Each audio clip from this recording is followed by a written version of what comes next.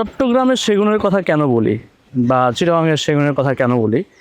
চট্টগ্রামের সেগুনের যেই ফাইবারটা আসে এবং এটা যে সারের কোয়ালিটি, আপনারা দেখবেন যে এই গাছের অনেক সময় যখন আমরা ড্রেসিং করি বা যে গাছগুলো যখন আসে, ঠিক গাছের উপরেই এই ফাইবারগুলো দেখা যায়, এরকমভাবে দেখা যায় এবং গাছের মাথায় বা গাছের বডিতে এই ফাইবারগুলো দেখা যায়। কিন্তু আপনি যখন অন্য কোনো অঞ্চলের কোনো সেগুন ব্যবহার করবেন, এই সেগুনটাতে আপনি এই জিনিসটা পাবেন না।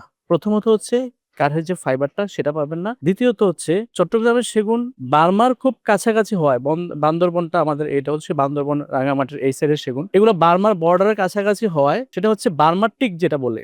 বার্মার সাথে এটা বার্মা টিকের সাথে বেশ সুন্দর অনেকগুলো গাছ মানে দেখা যাচ্ছে যে প্রায় সেম থাকে। কিন্তু আমাদের বাংলাদেশের অন্য কোনো অঞ্চল যশোর হইতে পারে, সেটা মেহেরপুর হইতে পারে বা খুলনা যে XYZ যেখান থেকে আপনি সংগ্রহ করেন না কেন, সেটা আসলে বার্মার চট্টগ্রামের সেগুনের যে ফাইবারটা সেটা আসে না এবং যে এটার যে মানে ইয়েটা কোয়ালিটিটা এটা অন্য কোনো জায়গার সেগুন দিয়ে হয় না। তাই আপনাদেরকে বলবো যদি আমাদের দেশীয় সেগুন কিনতে হয় তাহলে অবশ্যই চট্টগ্রামের সেগুন, বিশেষ করে রাঙামাটি, বান্দরবন এই সাইডের সেগুন নিবেন এবং সেগুনের বর্ণনা আমি আপনাকে দিলাম। এরকম ফাইবার দেখে কিনবেন। কিছু সময় এটার মধ্যে বার থাকে। বারের অংশটা সাদা থাকে।